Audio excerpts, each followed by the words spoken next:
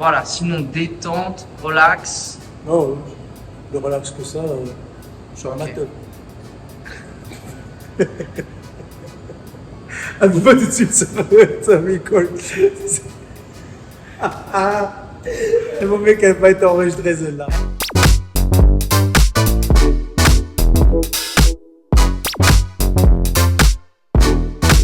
Ok, salut Abdel.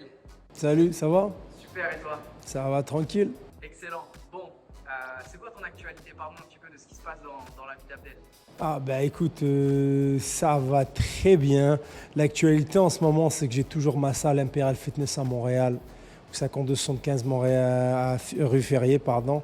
C'est une salle d'entraînement privée, semi-privée de groupe.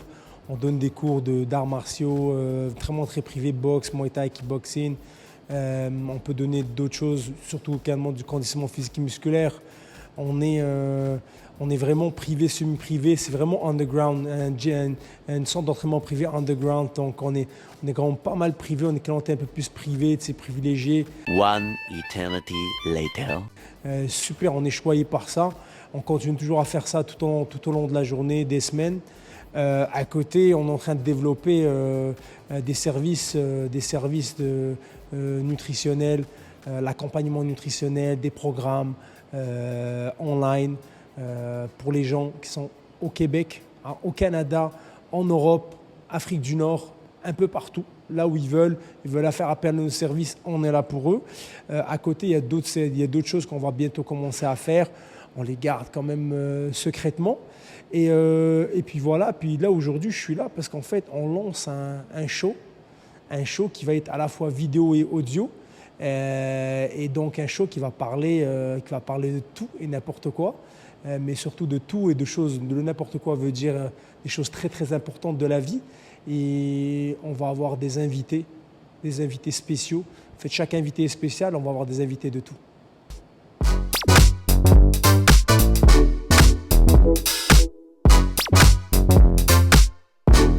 En parlant de ce nouveau format, apparemment il s'appelle Better Talk with Abdel.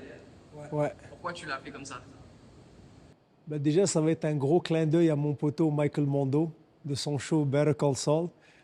Il est obligé de venir de toute façon au show là. Dès que je l'attrape à Montréal, poteau, tu es obligé de venir. Il n'y a pas le choix, tu es obligé d'être là. Je l'ai appelé comme ça, dédicace à toi. Mais également, je l'appelle comme ça parce que vaut mieux en parler avec Abdel un peu de tous les sujets. C'est ouvert, on est ouvert d'esprit. On va aborder tous les sujets possibles. Tous les sujets possibles. Et on va inviter des gens de la société, de tous les niveaux, de tous niveaux liés de la société. Que tu sois un tel, ton orientation sexuelle, ton orientation religieuse, classe politique, on s'en fout en fait, et que tout le monde est la bienvenue, tout le monde est la bienvenue. Et on va parler de sujets, de leurs sujets, on va parler de eux, on va parler de comment ils sont, on va parler de leur personnalité et leur rôle dans la société, et des sujets quand même qui sont d'actualité, et ils vont en parler avec Abdel, c'est tout.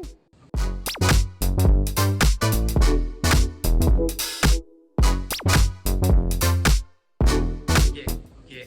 Il y a ce côté, on te dit souvent, Abdel, en fait, comme ton surnom, The Blade, t'es tranchant, aussi bien sur le ring qu'avec tes mots. Ouais. Et justement, la question, c'est est-ce qu'on va avoir de ce tranchant dans cette émission, dans ce format? Absolument, à 3 millions de pourcents, parce que j'ai pas ma langue dans ma poche. Malheureusement, si je devrais dire tout ce qui me passe par la tête, je vais être bloqué partout. Mais je peux pas. Je peux pas. Alors, des fois, je vais fermer ma gueule. Alors, des fois, je vais quand même m'adapter à la plateforme à laquelle je vais travailler et également m'adapter à la personne que j'ai en face. C'est sûr, je vais pas avoir le même tranchant avec un imam en face de moi qu'avec quelqu'un qui est dans le domaine du X. Donc, c'est pas pareil. Fait que je vais adapter ce tranchant-là à chaque personne qui est face à moi. Mais il y aura toujours je vais toujours avoir cette authenticité de moi pour tout le monde. Ok, super. Donc on va avoir toutes sortes d'invités, sans langue de bois, et tu seras le MC du show, quoi. Ah, ben, il n'y a pas le choix parce que dans chaque navire, il faut un capitaine et il faut que je sois avec tout le monde. Puis le but, c'est vraiment de faire découvrir les gens, mais et les faire découvrir dans tous les sens, à 100%. Donc, je suis obligé de me donner à 100% là-dedans. Pourquoi tu t'es dit, ok, je le fais, c'est à moi de le faire? Je pense que ça fait partie de ma personnalité. Je veux le faire parce que ça fait partie de ma personnalité. Ça fait partie de moi. Je suis un tchatcher. Vaut mieux que je parle que j'écris. De toute façon, je vais faire 10 000 fautes d'orthographe, alors vaut mieux pas. Vaut mieux que je parle que j'écris.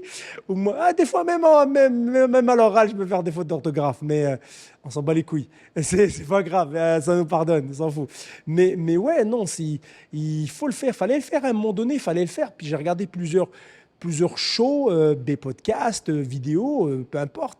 J'en ai regardé, puis il faut faire quelque chose de différent. Puis je pense que ça fait très, très, très longtemps que j'aurais dû faire quelque chose comme ça parce que ça me va, ça me convient. Puis j'ai toujours été bon à la caméra, j'ai jamais eu froid aux yeux. Puis il fallait le faire, c'est là.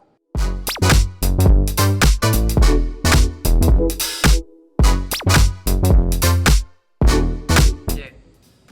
Et justement, là, tu dis c'est là. Et pourquoi c'était pas il y a 1 an? Pourquoi c'était pas il y a 6 mois? Pourquoi c'est maintenant? Il y a 1 an, on était en plein Covid, on était en plein. Si j'avais d'autres problèmes, j'avais d'autres problèmes dans la vie, pas d'opportunités, mais d'autres problèmes, d'autres blocages, d'autres ci, d'autres ça. Puis à un moment donné, comme je t'ai dit, je devais le faire tôt ou tard. Puis à un moment donné, ça suffit d'attendre. Oh, je dois avoir ça de près, je dois avoir ci de près, je dois être comme ci, je dois être comme ça. Ah, c'est bon, à un moment donné, saute dedans, puis let's go, vas-y, fais-le, c'est tout. Donc, en fait, je te dirais même, pourquoi je ne l'ai pas fait avant? Est-ce que c'est pas un petit conseil entrepreneurial aussi que tu peux donner aux gens qui ont des idées, qui ont des projets et qui essayent d'attendre en fait le moment parfait? Grave, à 1 milliard de pourcents. 1 milliard de pourcents. Quand je vois le nombre de fois que j'étais bête, con, je pourrais en trouver d'autres dénominations, hein, de bête et con, et tu sais, peureux. La peur, c'est le pire des sentiments et le meilleur des sentiments. Quand tu sais comment le gérer, putain, mais t'es un monstre. Mais quand tu sais pas comment le gérer, ben, tu te mets dans un coin, non, je reste là où je suis, non, je bouge pas. Alors que, qu'est-ce que t'attends? Vas-y, fonce.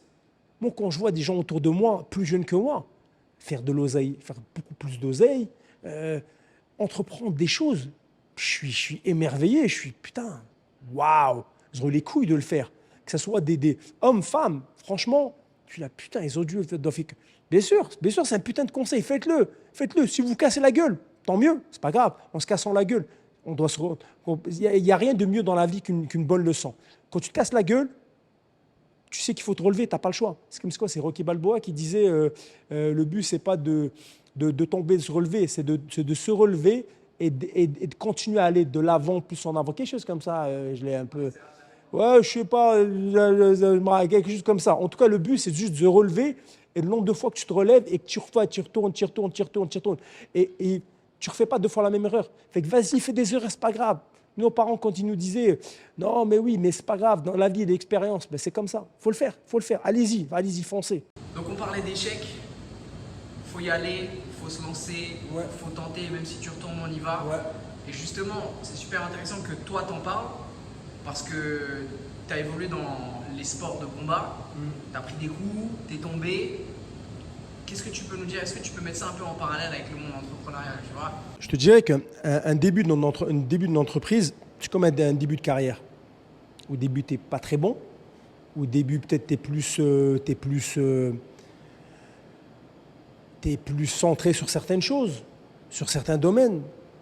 Et en fait, tu fais des erreurs, tu te casses la gueule, tu peux perdre beaucoup d'argent dans la publicité parce que tu ne t'y connais pas. Tu as fait des erreurs par-ci, tu as fait des erreurs par-là. Des conneries, tu vas en faire dans l'entrepreneuriat. Des bêtises, tu vas en faire. J'en ai fait tellement, j'en ferai encore, c'est sûr. Mais le but, c'est toujours d'apprendre, de reconnaître que tu as fait ça, tu as fait ci et ça. Tu sais, ce que je t'en parlais tout à l'heure, c'est moi, il faut que tu te regardes dans la glace et te dire « Je suis gros. Putain, ah ouais, j'ai un gros bide. Je suis con. » Tu te rends compte que tu as merdé. Tu as pris une patate dans un combat.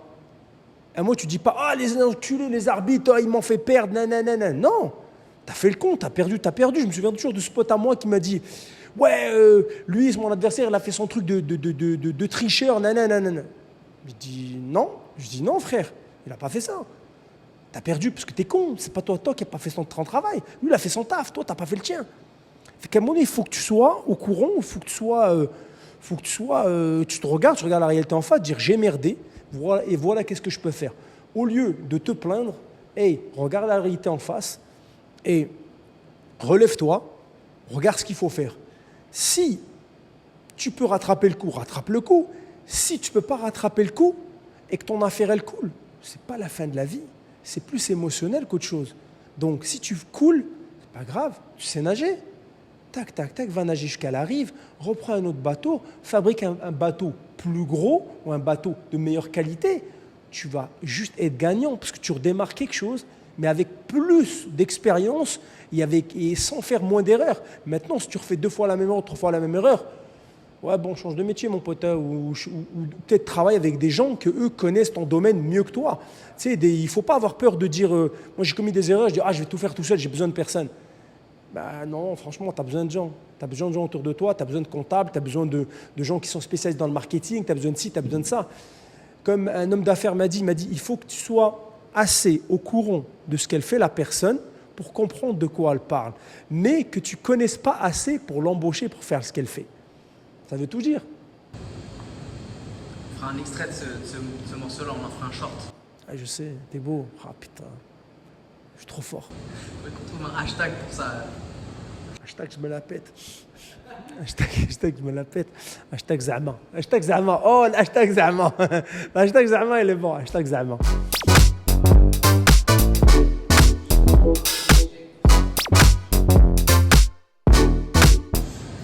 Pas mal. Justement, en parlant d'échecs, tout ça, est-ce que tu as dans ta carrière un moment où tu étais à la limite de dire c'est bon, je lâche l'affaire? Est-ce que tu peux nous partager un petit peu ce truc-là? Le gars va me dire c'est bon, jamais arrivé. Non, putain, plusieurs fois. Ouais. Ah ouais, plusieurs fois. Putain, plusieurs fois. Plusieurs fois, je te dirais même, c'était à un moment donné, ma carrière planait et j'ai vraiment, tu sais, je dis c'est bon, vas-y, ça avance pas, mes choses. C'est à cause de moi. C'est à cause de moi parce que la peur, comme je disais tout à l'heure, la peur te bloque de beaucoup de choses dans la vie. Et j'avais peur. Et ça m'a bloqué. Et à un moment donné, j'ai eu propriétaire du bâtiment ici, il s'appelle Robbie Stein. Le gars-là, il a aidé tellement de gens, aidé tellement de gars, il aide tous les gens tout le temps. Tellement d'une générosité que si tu le vois à l'extérieur, tu n'as pas de t-shirt, tu es capable de donner son t-shirt. Tellement qu'il est généreux. Il aide, il ne demande rien en retour. Tellement il ne demande rien en retour, je voulais le remercier pour l'emmener dans un restaurant chic, un beau restaurant chic, pour le remercier de ce qu'il a fait pour moi. Il m'a dit c'est trop cher. Tellement que c'est un bon gars, mais c'est trop cher, on n'y va pas. C'est trop cher, on n'y va pas.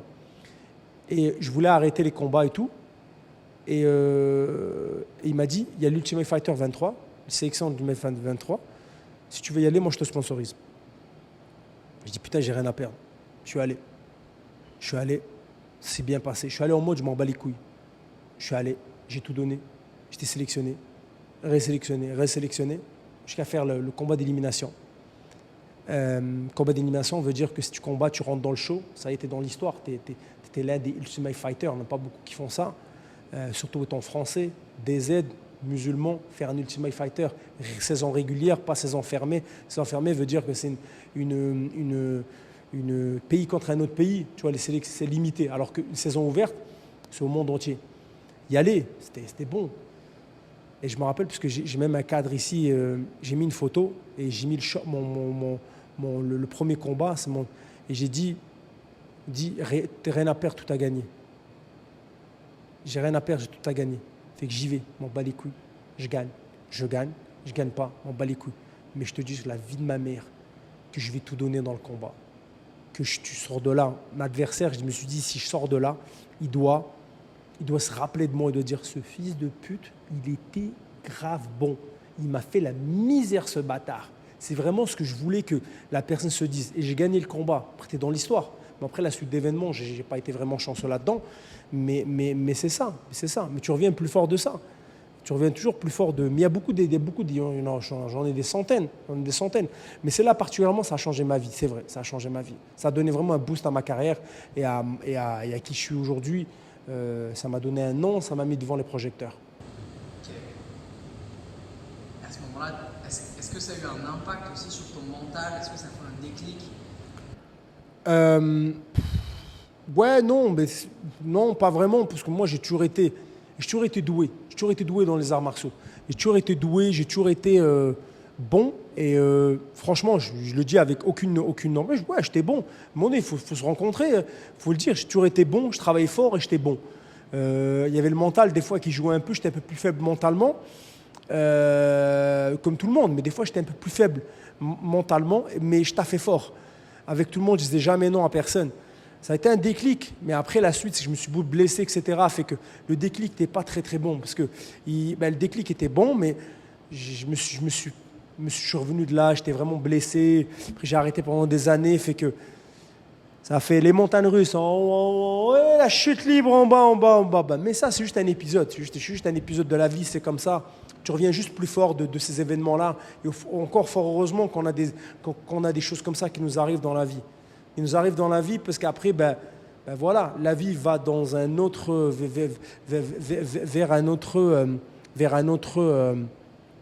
une autre direction. Et quand je vois où je sais que je suis aujourd'hui, c'est pas plus mal. C'est pas plus mal. Je suis pas à la rue, j'ai à manger, à boire, j'ai un toit. Franchement, je suis bien. Et justement, si on avance un petit peu dans cette réflexion-là, si je ne me trompe pas, tu es né en Algérie, tu as grandi dans les quartiers en France, Ouais. aujourd'hui tu es à Marrakech. Du rire. Marrakech, du rire. Carrément. Aujourd'hui tu vis en Amérique du Nord. Ouais. Là, si tu peux passer un message aux gens Ouais. qui ont, entre guillemets, un peu de la vie que tu as eu quand tu étais jeune, qui sont dans les quartiers, Ouais. quel conseil tu pourrais leur donner ou quelle erreur tu pourrais leur conseiller d'éviter pour qu'ils aient une chance finalement d'avoir un peu la vie ou l'expérience que tu as eue? Bouger de là.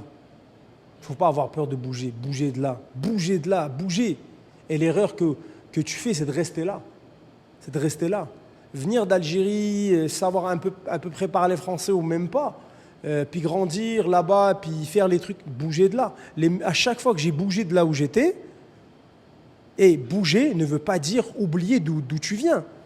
J'ai bougé, mais j'oublie pas mes potos. Je parle encore à des potes à moi de quartier, j'oublie pas mes potos, jamais de la vie, je les oublierai.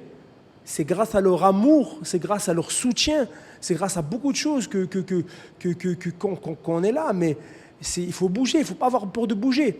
J'ai des potes à moi qui sont restés dans le quartier, qui font très très bien. Mais il ne faut pas avoir bougé de prendre des opportunités. Il ne faut pas bouger de prendre des opportunités. Restez pas là. Si la réussite ne vient pas à toi, attention. Pour moi, je n'ai pas réussi. Je le dis cash. J'ai commis tellement d'erreurs, j'en ai commis récemment, j'en commettrai encore. Je n'ai pas réussi. Mais... Ah, quoi ? J'ai réussi à faire des erreurs. À piperer. Et bougez, restez pas là. Bougez, restez pas là. Faut pas rester là où vous êtes. Bougez, si elle n'est pas là, elle va être 10 km, 10 bornes plus loin. Si elle n'est pas là, elle va être 20 bornes plus loin, 100, 300, 500. Bougez de pays. Bougez de pays. Vous en reviendrez juste avec plus d'expérience. Juste avec plus d'expérience. Mais moi, je me suis juré de ne plus revenir en France. Pas parce que j'aime pas la France. Parce que j'adore la France, moi j'adore mon pays, j'adore la France, je suis français, je suis algérien, fier de l'être, et je suis français, je suis fier de ma nationalité française, j'ai vécu en France, j'ai une éducation française dans les écoles françaises, j'en suis fier, j'ai rencontré des magnifiques personnes, bien sûr, mais dans le sens où je ne veux plus retourner là où j'étais. Plus. Retourner en France, mais j'ai vécu au Luxembourg, fait que je dois beaucoup aux gars du Luxembourg aussi, mais je ne veux plus retourner là-bas. Pas parce que...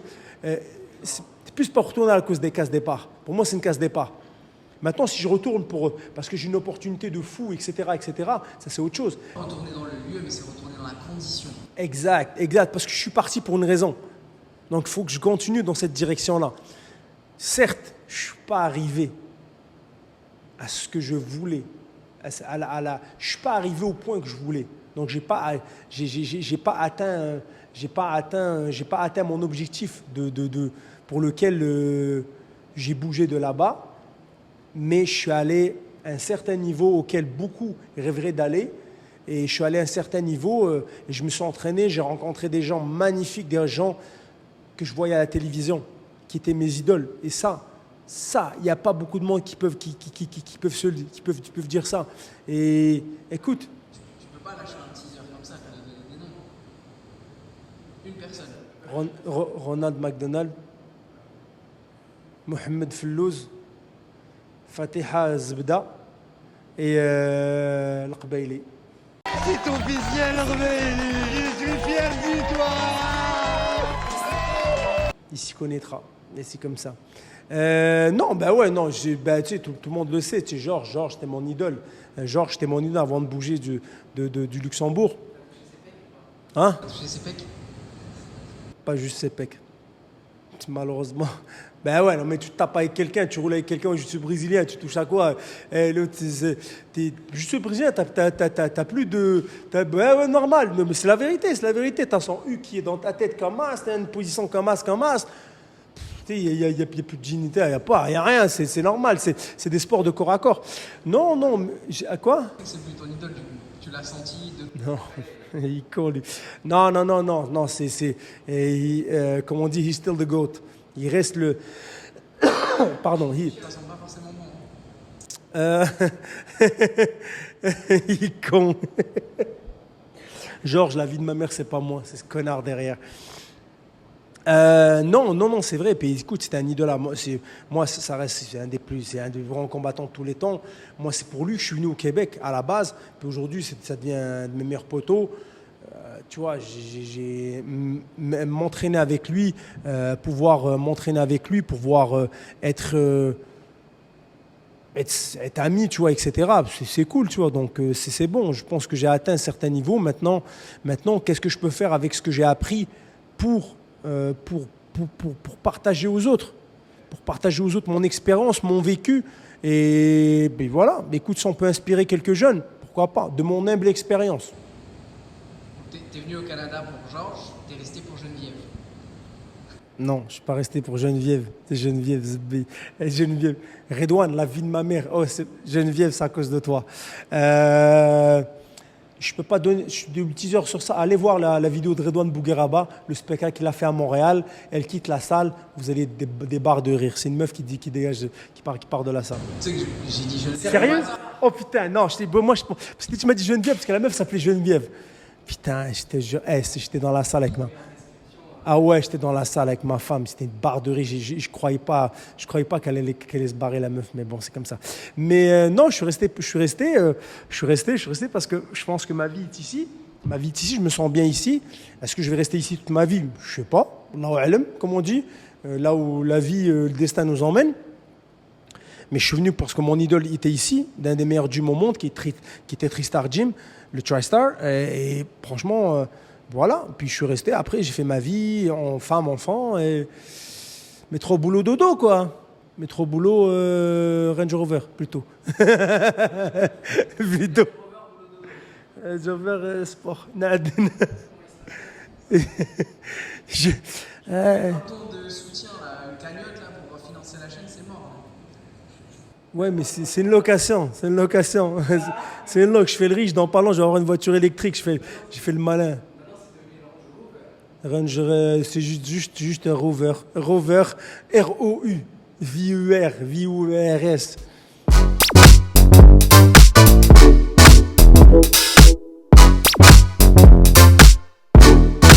Top. Si on veut te contacter, si on a des questions... Alors, pour me contacter, réseaux sociaux, Abdel the Blade, ou balancer des questions, balancer des sujets sur lesquels vous aimez qu'on traite. Si vous avez des gens que vous pensez qui pourraient être intéressants pour le show, boum, balancez-les, ça nous fera grandement plaisir en fait de leur parler, ça nous fera grandement plaisir de tchatcher avec eux, etc. Si vous avez des questions particulières à propos d'un invité, dites-nous-le, il n'y a aucun problème, il faut nous le dire, et puis boum, on va traiter avec ça. Et le but en fait c'est toujours d'en parler, et il vaut mieux en parler avec Abdel.